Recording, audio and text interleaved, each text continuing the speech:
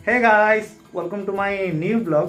तो आज बर्तमान मो स्कूलटा छुट्टी है कि घर को आसती और देखिली कि मोर हेयरटा अधिक हो जाइथिला।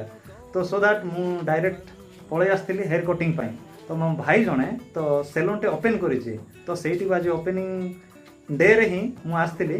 तो समस्ते एई सेलून को विजिट करंतु। स्क्रीन रे देखिया पाउथिबे नायक सेलून बोली तार ना होछि ज्योतिरंजन नायक।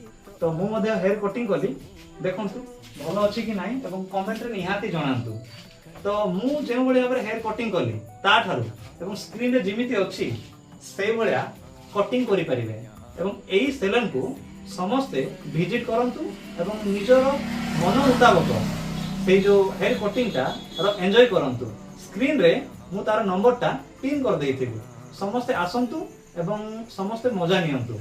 तो एई सेलून को आसिया पई जदि चाहुछंती ताहले नर्सरी कॉलोनी फॉरेस्ट बंगलो तो कटगड़ मेन रोड रे एही सेलूनटा अछि।